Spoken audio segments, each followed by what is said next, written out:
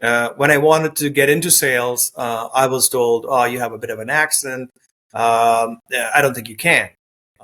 When I wanted to lead the Western region as a senior VP of sales, I was told it's impossible for me to do that. When I wanted to lead the entire company nationally, when I came to Toronto, I was told I can't.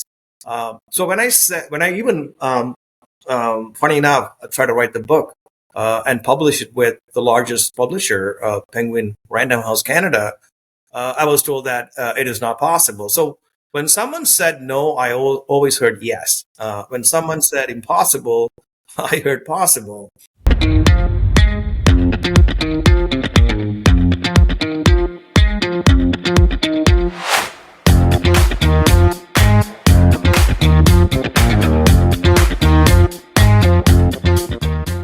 Welcome back to the Sales Problem Podcast, and welcome to Season 2, Episode number 10.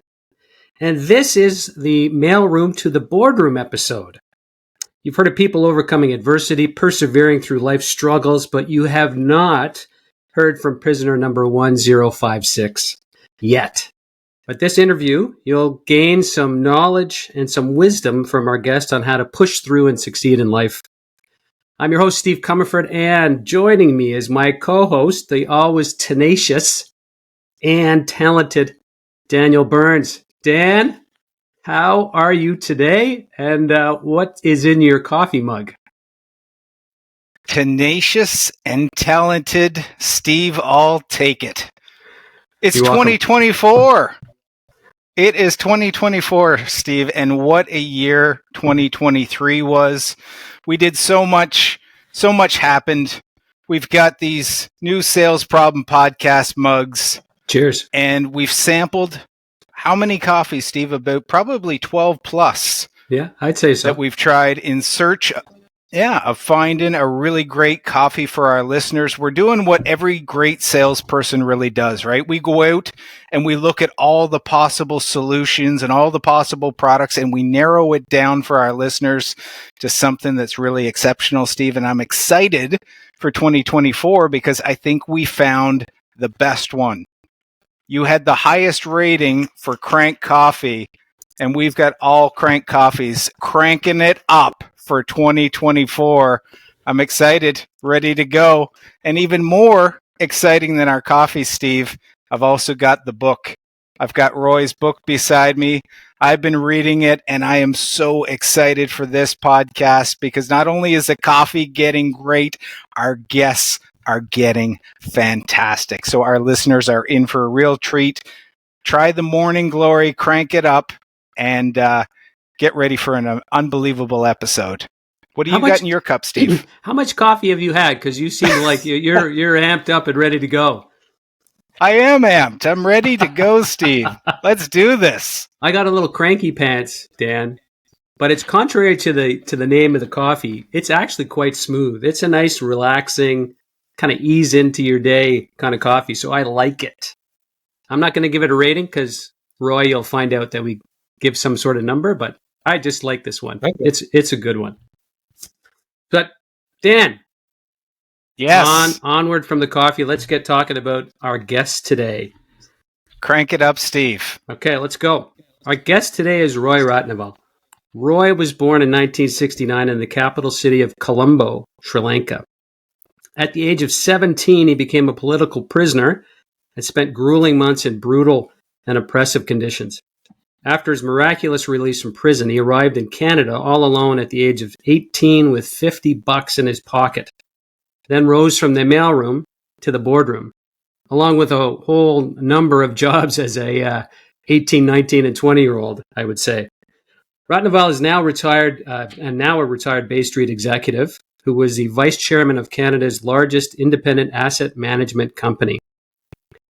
Roy is also the recipient of Report on Business's Canada's 50 Best Executives 2020 award.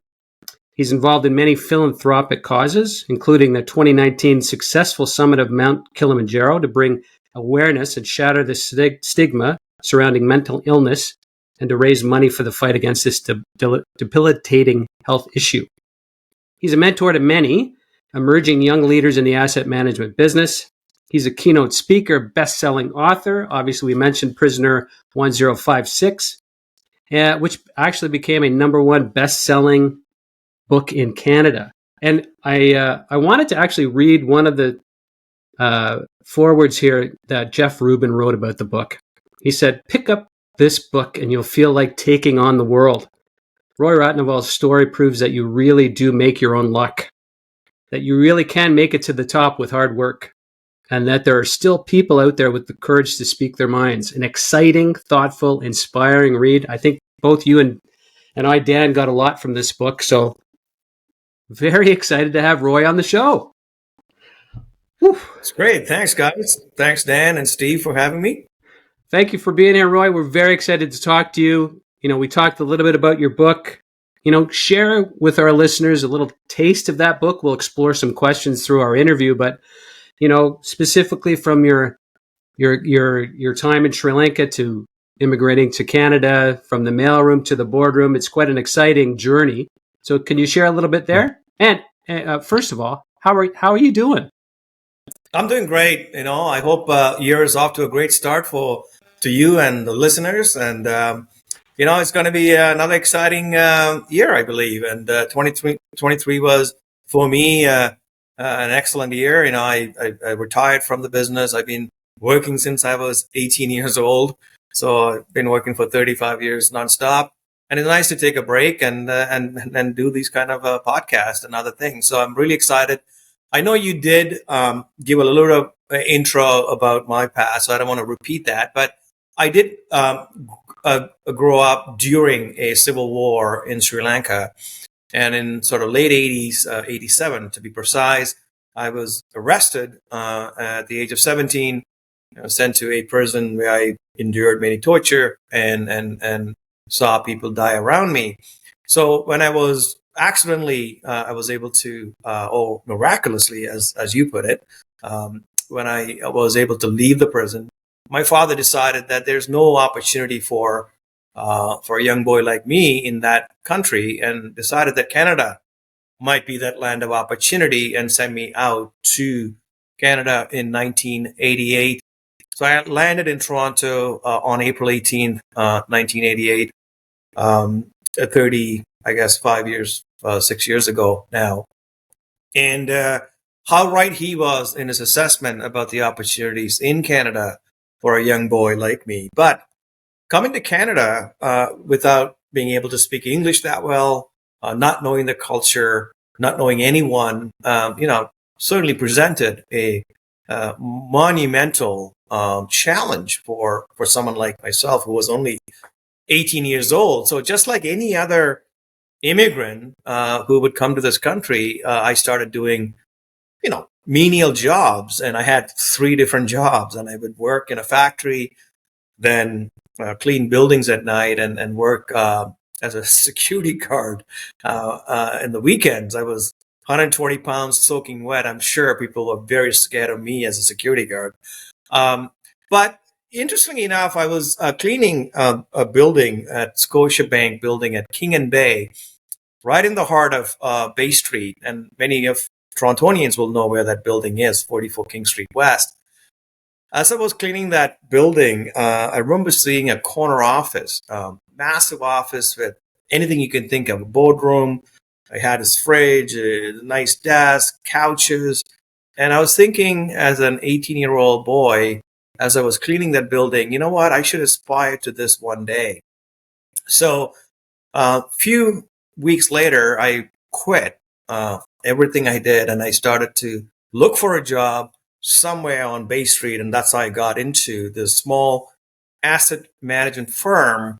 And I was able to get a job as a mailroom clerk. And the one thing I learned coming to Canada, to a free country like this, from a country was an authoritarian country, is that humans should be guaranteed only 2 things: freedom and choice. In Canada, I was given those 2 rights. The last freedom a person has is the right to choose their own actions, and the responsibility to accept the consequences of those actions. To that end, I was rewarded for the good choices I made and penalized for the bad ones. Well, that's the price of freedom. Thankfully, though, I made more good choices than bad ones, which propelled me from the mailroom to the boardroom. In that sense, I would say my book, Prisoner Number 1056, is not a book of suffering, rather a book of success. It really celebrates the resilience of the human spirit. Yeah, I want to just really congratulate you, Roy, on having such a fantastic book. And I know it takes courage and it takes vulnerability to really share your story, to put it out there in the world. But I want to tell you how well it was received by me. And one of the things that I can tell you is I had this pen and I kept underlining things in the book and dog earing the book because I wanted to come back. It was filled with so many great things. So this is the moment in our podcast, Roy, where we let you just kind of, choose the number one thing that you want our listeners to know about you, about success in business. It's the drop the mic moment. What's the one thing that you want to get across to our listeners, more than anything? I would say stay away from negative people, especially stay away from those who have never succeeded, because they are the one always first to tell you that you can't.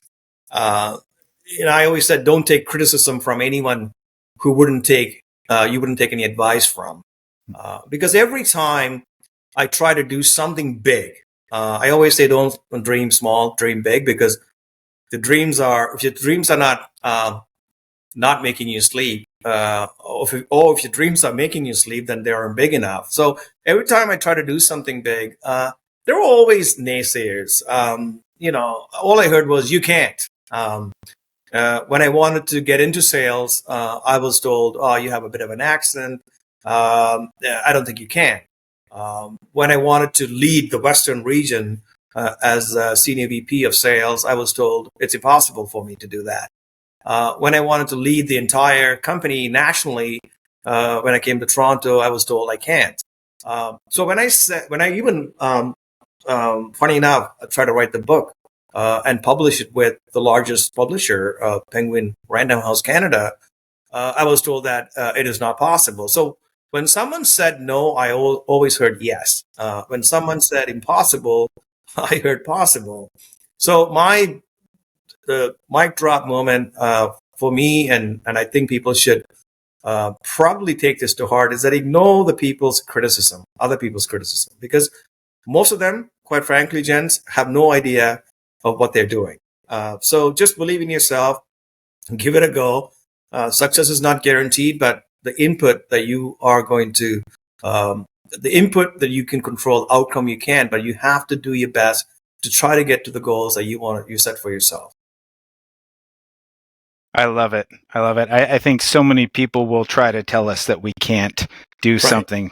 So it's such great advice to really keep that faith and believe in yourself. And you've shown such tenacity. I'd like to go the opposite way now. So we all have the best intentions. We Yeah. always think we're going to go in and we're going to, get up to the plate. We're going to hit that home run. Mm-hmm. And sometimes it doesn't really work out that way. Sometimes we strike out. Sometimes we head down the track and it actually turns into a train wreck.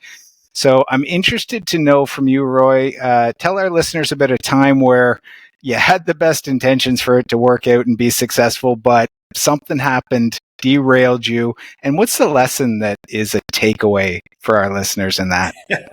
Yeah, I know what you're referring to. This almost has PTSD for me.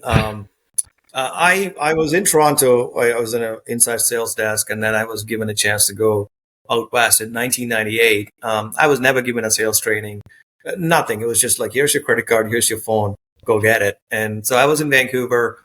I set up a meeting with my very first meeting as a salesman.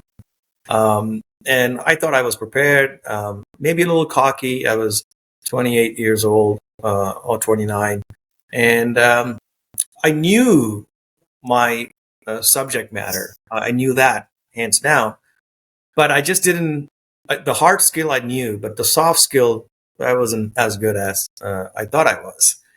So first meeting, 9 o'clock on a Monday morning, I show up and And I start firing off about all these stats, the equity markets, and all these things, not realizing that people need to first like you to do business with you.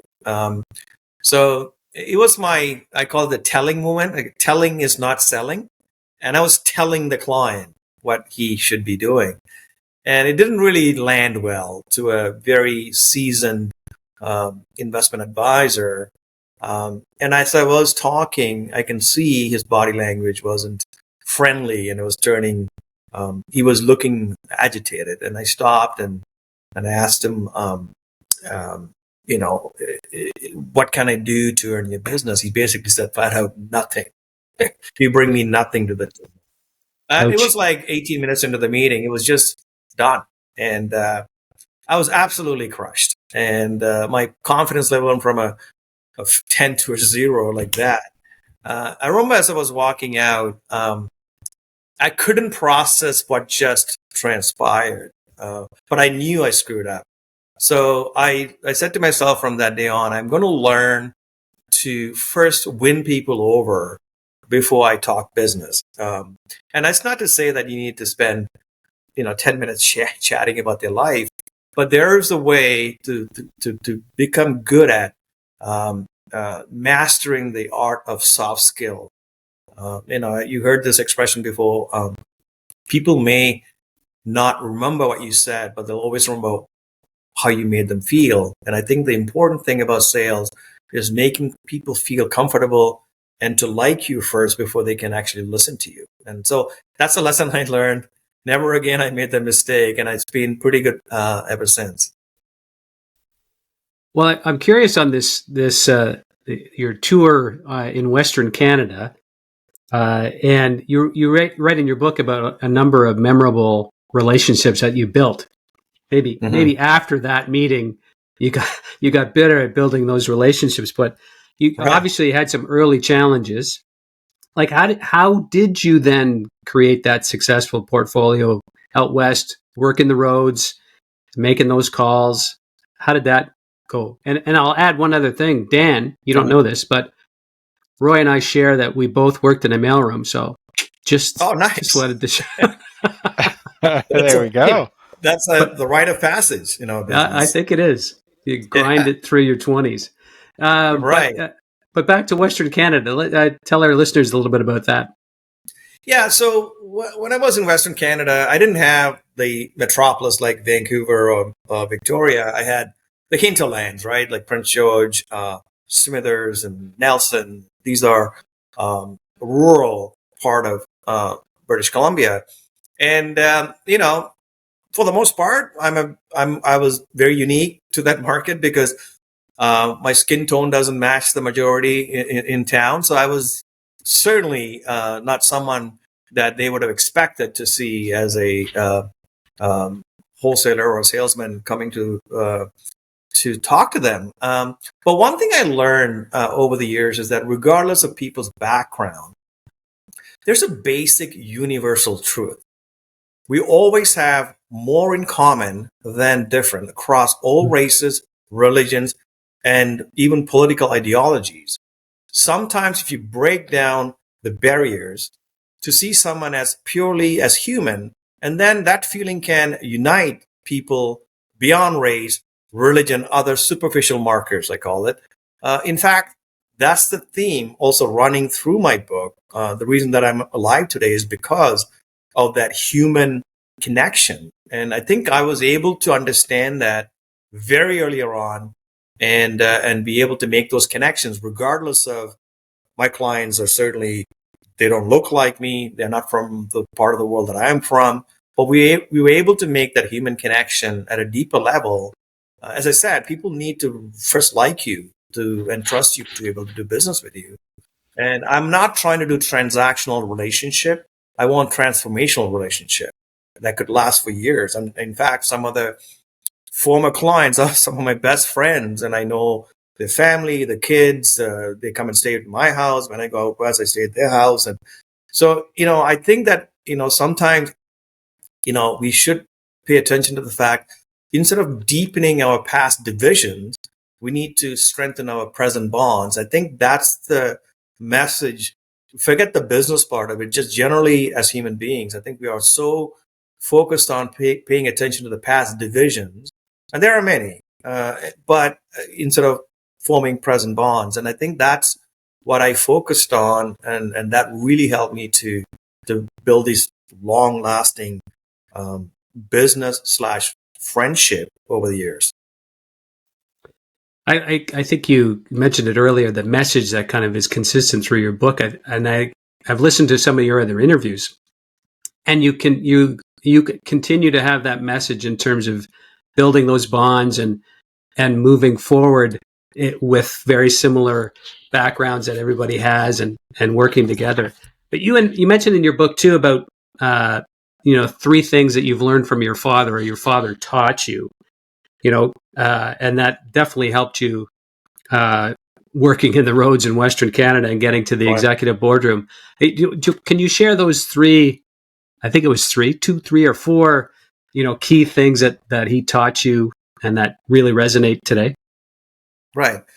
The interesting things about my father is that he never left Sri Lanka, but he had traveled outside of Sri Lanka through books, and he's an avid reader, classical English literature, and he was one of my first mentor, someone I looked up to. He had sort of 3 key themes. He would say, he would tell me, look, you could have the best idea in the world, but if you don't know how to communicate, you have no idea. So try to learn to communicate better. Communication is like laws of physics. It applies everywhere.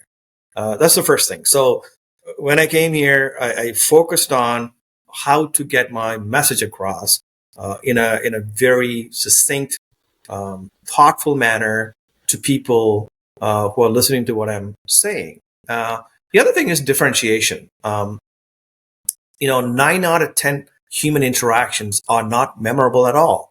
So how do we become memorable? If you think about salespeople, all kind of look the same, dress the same, say the same thing. So why is someone different than the other? So the important thing is to really differentiate yourself in the marketplace. The animal kingdom, animals blend in the environment to survive. Humans, on the other hand, need to stand out to be noticed. So differentiation is important, he used to tell me. The other is appreciation for things, appreciate things. Have an attitude of gratitude, because if you're not grateful, you're not happy. And I have never met a ungrateful, successful person. I think we need to be appreciative of our client's business, the country we live in, our family, and to really appreciate those relationship. It really molds you into a hopefully a complete person. And so communicate, differentiate, appreciate, the 3 things that I learned from my father. I hope our listeners go back and just rewind that a little bit, because that is so fantastic in terms of advice for our listeners. And Steve mentioned Roy, your father. And that was one of the things that I really enjoyed reading in the book, was hearing the advice that came from your dad. And then there was that kind of mentorship that was happening. And then later in the book, it was Bill Holland that really, passed along a lot of advice to you. So I'm wondering what you tell our younger listeners about the importance of a mentor and that mindset of seeking out or finding somebody that can pass things along versus you trying to go out and take on the world yourself. Beside my father, when I came to Canada, and I was just a young kid, completely lost. So when I started in this mailroom, I ran into this gentleman named Bill Holland. At the time, he was a up and coming salesman, and I was the mailroom kid. And 10 years apart, I'm 10 years younger to him, and he took a shine to me for whatever reason.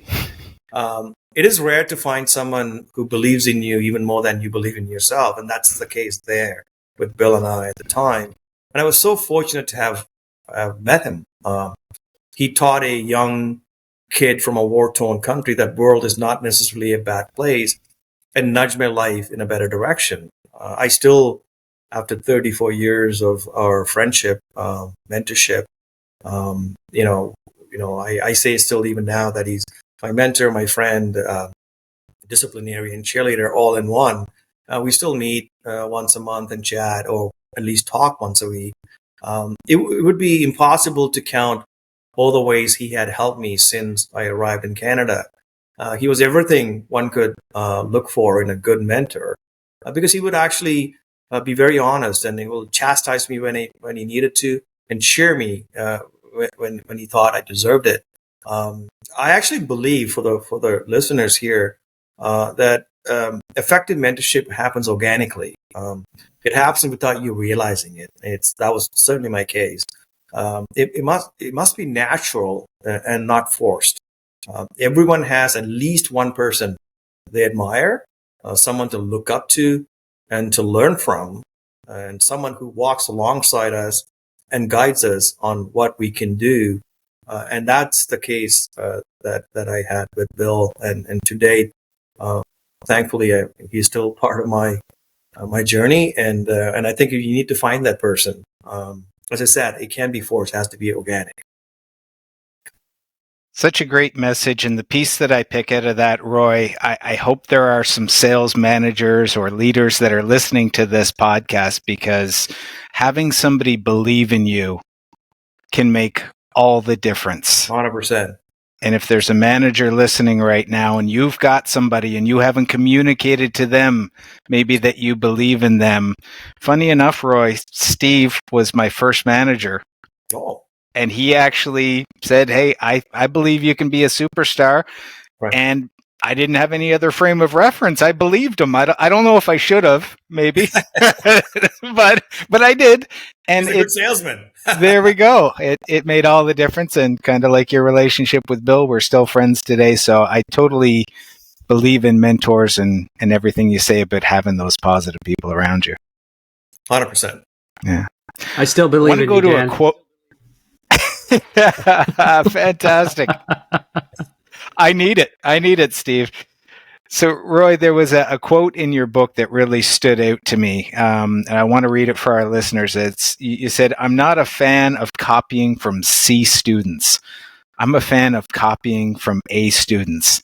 And I thought that was just so brilliant. But the question I've got for you is, you seem like such an individual, such a unique individual.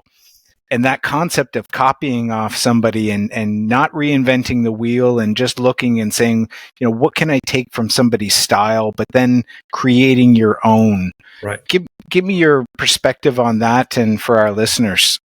Yeah, I mean, it's always a risk in acting like someone, because then you're not your own self. But, and as I said, the line that I used in the book is, I've said it so many times, but I thought that line should go in the book, is that I'm not a fan of copying from C students. I'm a I'm a fan of copying from A students. In my case, I admired, Bill Holland, my mentor, and in a deep level, I wanted to be like him, just like him, because I knew that he was on a trajectory of success. I could see the man. I wanted to dress like him, exude confidence like him, fit in like him, be able to hold an audience like him, and speak like him. And these are from a vantage point of keep in mind, like a 19, 20-year-old broken kid. And I'm just looking at this guy and going, man, I want to be like that guy. Be a man like him, not a boy like I was at the age of 19. Be a lion, I always say, not a lamb. And I was a lamb. Yeah, I'm not a fan of copying from C students. I like to copy from A students because success leaves clues. And Bill, as I said, was on a solid path to success. And my advice to people is copy those who have done what you want to do, but do it in your own unique way. You don't want to be carbon copying them. Then people think you're imitating somebody. But take the good attributes from those people and sort of apply to enhance your skill and to reach that goal. And that's sort of what I did. And I don't want to come off like mini Bill, but people do see the personality traits, and sometimes osmosis. You're so much believe in somebody, sort of copy some of their traits, and which I apparently have from observers. But you want to be yourself at the same time. Today, there are just so many examples of different role models that are out there, and we've got access to seeing people in video and on podcasts and things. There's so much content out there where we can have some amazing role models in our lives. And I just love that advice about mentors and about role models and not starting from scratch. You've got some people that you can emulate and then put your own style on it.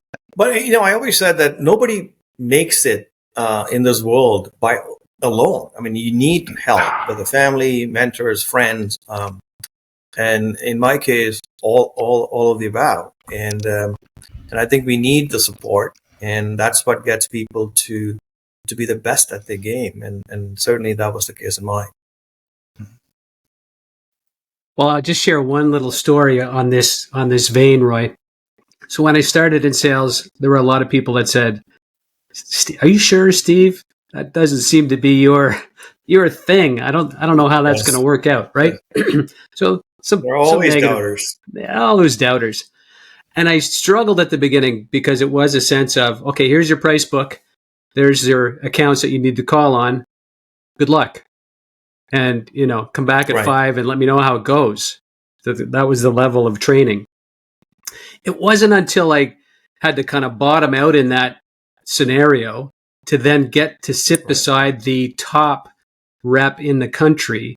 And I was able to just listen, absorb, just pull in his little notes, his little ways of delivering, setting up meetings, how he handled meetings.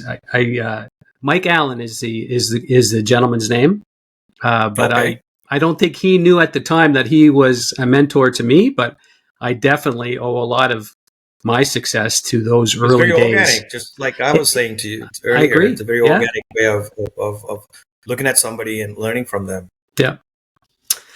I'll have to give a hashtag to Mike on the podcast, Dan. You should.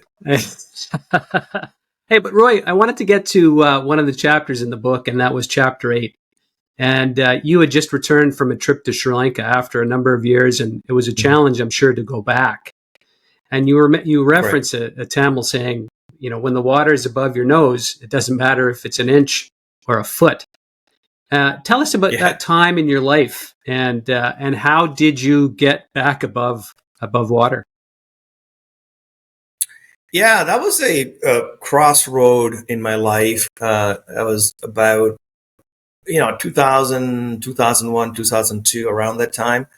So 98 is when I went out west, and the timing was perfect because if you remember, from 95 to 2000, NASDAQ went from 1,000 to over 5,000. So tech stock they were just ripping. And CI had my company had amazing lineup of product that focused in that technology, telecom, biotech space. So the flow was unreal. And personally, I invested my own money in tech stocks. And so everything was up and up. And the dot-com bubble then burst between 2001 and 2002 with equities entering a bear market, a very harsh one, very quick. Stocks I own dropped as much as 85%. And my company stock also came down drastically because our AUM just dropped. My options were all out of the money overnight. I was forced to sell my holdings to meet the daily margin calls, which was terrifying every time you get the call from a broker saying, and I could see the number, and I know the heart drops as soon as you see it, because I needed to come up with money, a resource that I was running out very fast. And I found myself in a negative net worth territory. I went from having a nice net worth to negative net worth within a couple of months. And I committed a cardinal sin in investing. The saying is to become rich, specialize, which I did, but to stay rich, diversify, which I didn't. And I was not diversified. And basically, I was completely bankrupt. And So this is the time I thought, oh my God, I'm completely done here. Financially, I was literally destitute. I mean, I had loans owing at the bank, and I have no net worth or no assets. Anyway, so I thought I'm just going to go back to Sri Lanka and sort of travel the country and try to put myself back together. And I went there and realized that, still Canada had massive opportunities for someone like me. And I decided to come back. I wasn't going to go stay there, but I just want to travel through just to get perspective, because all in life is about perspective. And I got the perspective that I needed to come back and try to win the game again. And so when I came back, and I remember that there was an energy boom, oil went to over $100, and driven by China, and so I could see the pros were investing mainly in energy sector, and I started investing back slowly into the energy, oil and gas sector personally for me. And also at the same time, because the company was started investing in that, our assets started growing again, our stock came back in price and options came into money. So there's some luck and some skill. And this time I had decided not to repeat my mistakes of the past in regards to my investments, and I started diversifying more out and be less greedy and more thoughtful. The saying goes that bulls make money, bears make money, pigs get slaughtered. I got slaughtered. So that was a lesson that I learned, expensive one, and never repeat it again. Roy, do you own a surfboard? Because it feels like you're a surfer. You just kind of catch the wave, and then sometimes the wave crashes, and then you get back on your board and you get back out and try to catch another wave. I should try that. Big baby. But life sometimes is random. I mean, Yeah. To me, like I learned something in life is that path to happiness begins and ends in your mind. End of story. And money is important, obviously. Anyone who says money doesn't buy happiness, they don't know where to shop. But money doesn't solve all your problems. And it really, that experience certainly grounded me to really start to think about, I wouldn't say spiritually, that's such a cliche word, but just more aware of what I needed to do in life. It's not just driven just by money. There are other things in life that's important too. And I would say one thing too, it made me a better person, because I had this drive to be successful that when I came to Canada on April 19th, 1988, 2 days after my father was shot and killed in Sri Lanka. That was a huge blow to me. So when he died, my first mentor, my dad died. Part of me died with him. The other part of me became a fighter. The reason for that is I remember him telling me at the airport when I left Sri Lanka, at the Colombo airport, he said, I want you to go to Canada and take maximum advantage of the opportunities that country provides. Don't survive, but live. And that's the key word, live, not survive. So when he died, I felt like I needed to live for two people. I thought if I did well enough in life, I could give the life he should have had. And that became coal for furnace of my ambition per se. And everything was based on that. Just drive hard and be successful. In that process, I became like a robot. I had no emotion about anyone else, about me all the time. So a very narcissistic pursuit, which got me into the mess that I got into. I was not nice to people in that sort of path to success. And this really knocked me down about 10 pegs and gave me a little more perspective in life, and which made me into hopefully a better person than I was, then. Mm-hmm. It's interesting, Dan. The people we talk to, I feel the theme of the podcast is almost a mindset. It's almost what goes on between your two ears a lot of the time. Roy, you mentioned that, I think, right. and having to then regroup and go back and try to live your life. I'll go to another chapter in the book, and that's chapter 9, and the rebuild. It sounds like another stage in your life where you were, it was the final stages of the war in Sri Lanka. You Right. were having a really tough time as a leader. You lost team members. The knives were out for you. I feel like that's happened to me. Anyway, Right. but how did you feel at that time? Because again, you regrouped from the time when your father had passed away. Now you're back at it again, and you're a leader. Tough time, people leaving. How did you rebuild it? And it was significant because you went from a few $billion in assets to over 40. Like you grew that team substantially. But how did you get past that early stages of that challenge? Yeah, that's a great question, and again, is another stage in my life where I learned a lesson about leading and managing teams. I for a long time I lived a two lives, right? One here, one that I left behind, and so whatever that went on in Sri Lanka got me distracted of what I needed to do in Canada, and in that sort of stage, I was failing. Um, at the time, I didn't know, but looking back now, I certainly failed colossally as a leader. But in the interest of full disclosure, that 40 billion you talked about was due to combination of many factors. There were some M&A activities, CI bought companies, so that brought some assets. So it's not organic growth, and the market appreciation was part of it. Of course, there was a massive sales momentum. I wouldn't take that away from my team. Western team was at the time was just humming along when I decided to sort of get back in the leadership seat again. So having said that, the thing about failure is that it's bound to happen at some point in life. You'll embarrass yourself. I had. Uh, there was no doubt about that. Every person has some talent, or even perhaps the training to succeed. But do you have the guts to fail? And I have, tried, failed many times.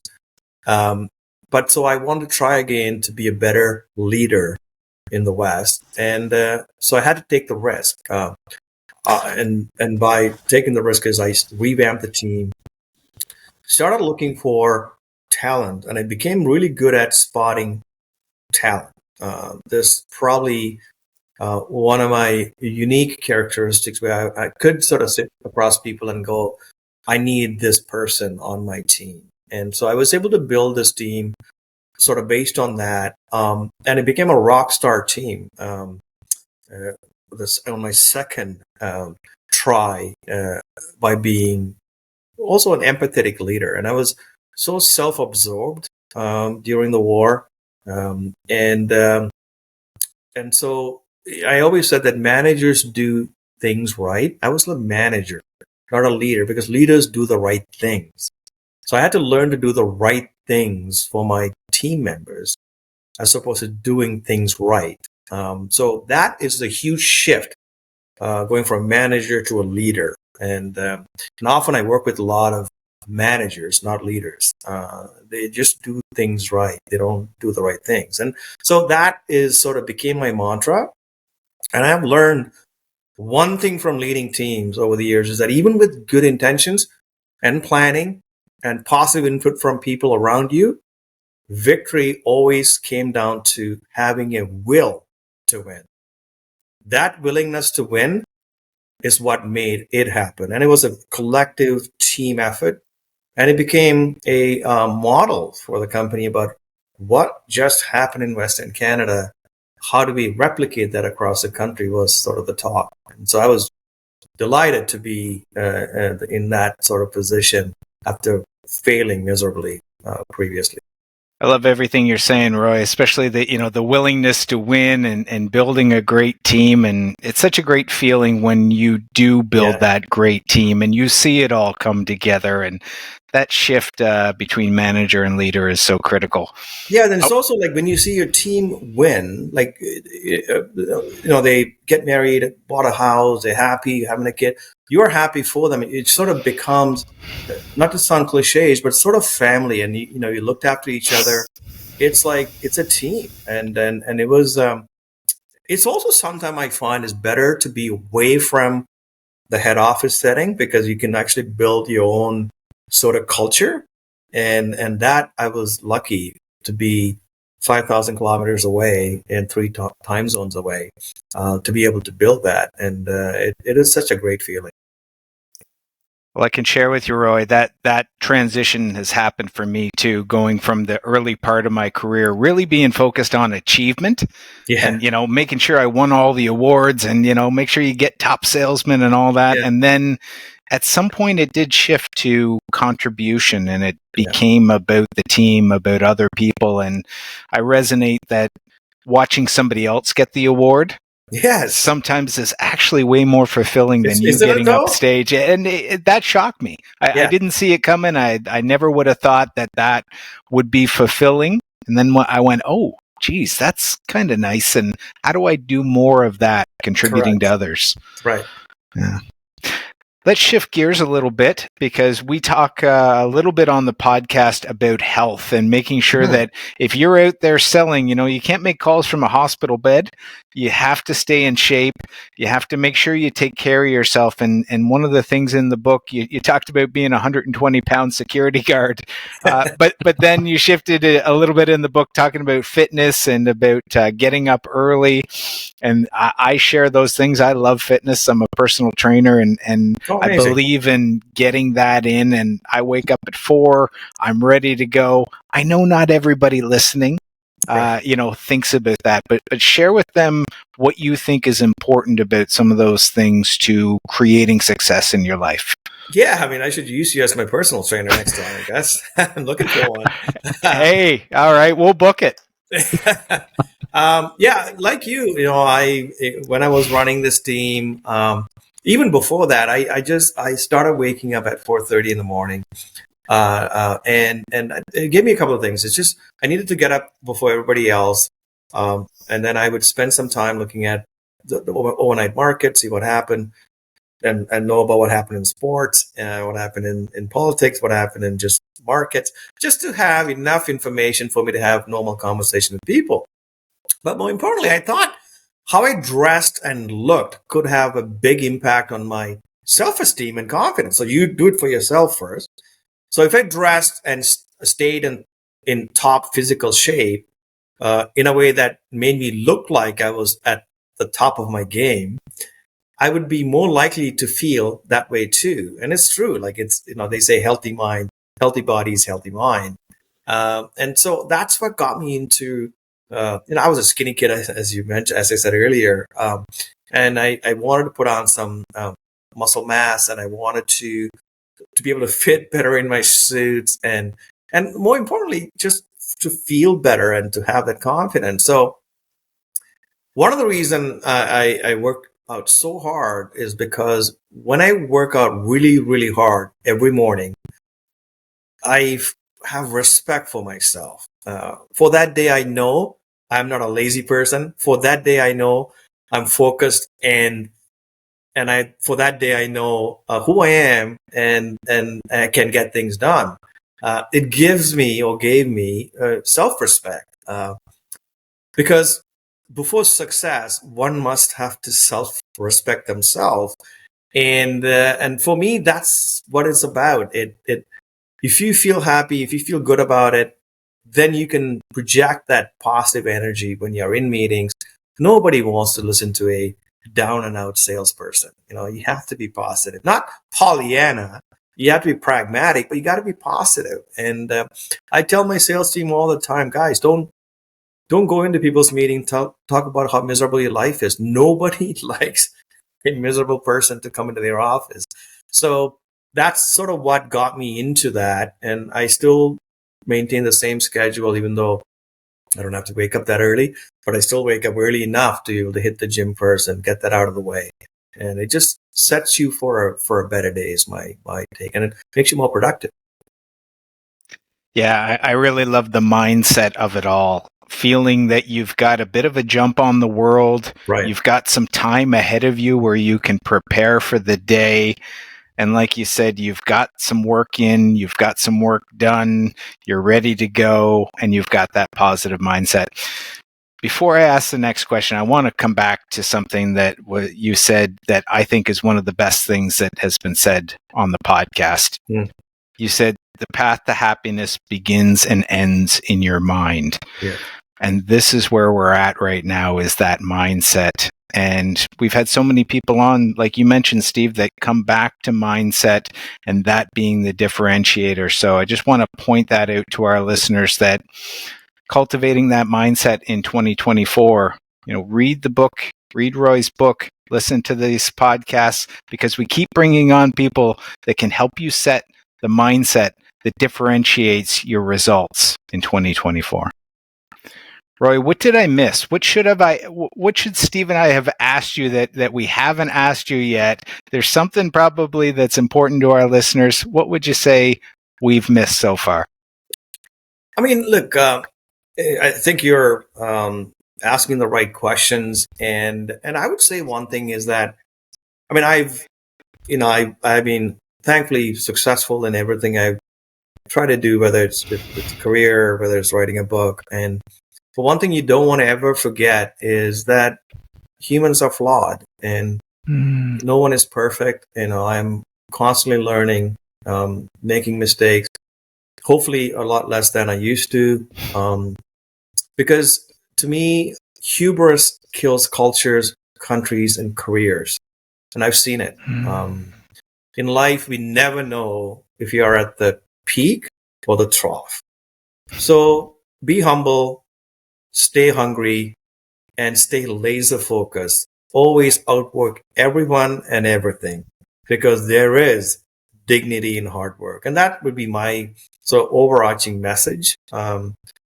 Everything I achieved in life has some bit of a luck to it. Obviously, we need luck, but luck alone is not going to get you there.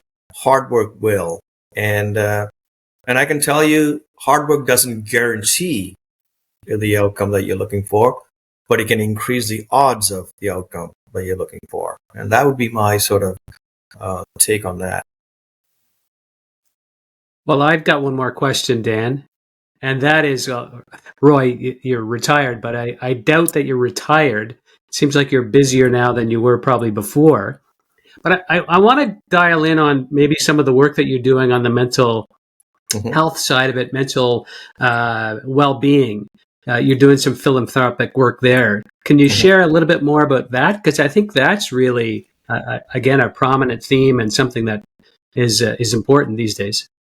Yeah. So personally, my mom, kind of put this in the book, suffered severe mental illness throughout her life, and to me, it's one of them. It's a taboo in any culture, and especially in our culture. And I wanted to bring awareness to the suffering of people, mental suffering of people, and it's not noticeable. I mean, if I said I have cancer, I'll get sympathy right away, but not necessarily if you had mental illness. And I think there's a misunderstanding. So I wanted to bring awareness to that. Hence, I did the summit of Kilimanjaro, and I still work with charities that focus on. There are many great charities, but this is a personal thing for me. And also, I mentor a bunch of young people in the business. One of our former chairman of CI, Raymond Chang, was instrumental in my life too. And I had many mentors. He was one of them. And one day I said to Ray, how do I repay you? You've done so much for me. And he said, Roy, do what I did to you to someone else, and that's how the legacy goes. And so I took that to heart, because growing up in war taught me many lessons in life. I almost died twice in my life, survived imprisonment, survived torture, survived a brutal civil war, though I had already danced with death twice by a very young age, um, and I am still the living. And so I have this, in some way, they call it survivor's guilt. Because I had seen enough death to appreciate the value of life. I learned that human spirit can endure a lot. Um, it is very resilient, but it can be broken, but not easily. And in that respect, I retired from the industry, but not from life, I always say. I truly believe in the final analysis. It is not the accolades that you take with you, but the impact you leave behind on this world. And to that end, it really had made me more conscious, I would say, of life and how I want to spend the rest of mine with a purpose, to make the most of it by empowering and inspiring others. And you're right, I'm more busier now in my retired stage of life than when I was working. When I was working, I had, just one purpose, which is to drive the business and manage a team. Here, I'm doing many different things, and I love it. It gives me, Viktor Frankl, who was this Holocaust survivor, said that humans need purpose in life, and you take the purpose away, they become miserable. And so when I say I'm retired, I'm not sitting on couch and eating bonbons and watching Netflix. Although I like that sometimes, but generally I'm out doing these things. So I'm just thrilled by this stage. Well, it's you come across and you share those stories and where you are today in your life. It comes across very genuinely and authentic. So, we talked a few months ago. We invited you to the show. I made sure that we read the book from cover to cover, and blown away from the interview today, Roy. Really appreciate your time. Your insights are top shelf. I hope that the listeners today, there's probably 18 or 19 things they could walk away with, but if they could walk away with one or two, that was our purpose in putting this podcast together. So I think there's a plentiful array of things that they could, that you've shared that will, I think, have an impact in their lives. So I appreciate that. Really, really appreciate that. That's very nice of you to say that. Thank you so much for having me.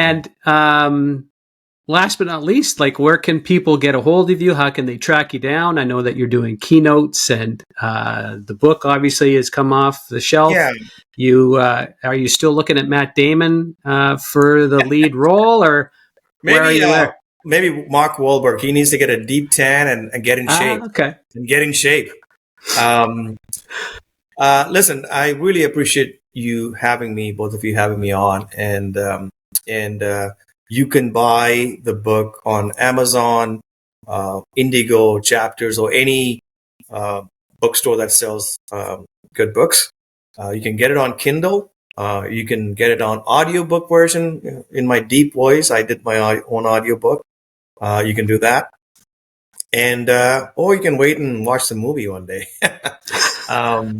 But yeah, and you can contact me on LinkedIn, Roy Ratnavel, or go to royratnavel.com. It's ROYRATNAV as in Victor EL.com. You'll see some of my stuff there, and also you can send me a message through there. There's an email. And if I could say something to close off, is that okay to say something? I would say something in the sense that what I learned is that the first indicator of success is individual decision making. That's it. Don't co-sign to groupthink. Hard work wins. And you can't control the outcome, but you are 100% in charge of the effort. Before you whine about your life, go to the nearest mirror and take a good look at yourself and ask, what could I have done to change the outcome? Because at the end of the day, you are in charge of your own self and your life. So Go out there and get it. That's awesome. I really want to encourage our listeners to go get the book, Prisoner 1056. We've talked a lot about business today, but I can tell you, my takeaway was just the triumph of the human spirit. And I want to tell you, Roy, that you are going to inspire a lot of people through this book with everything that you've gone through. So you definitely inspired me. So thanks for coming on today. Thank you so much. Appreciate that.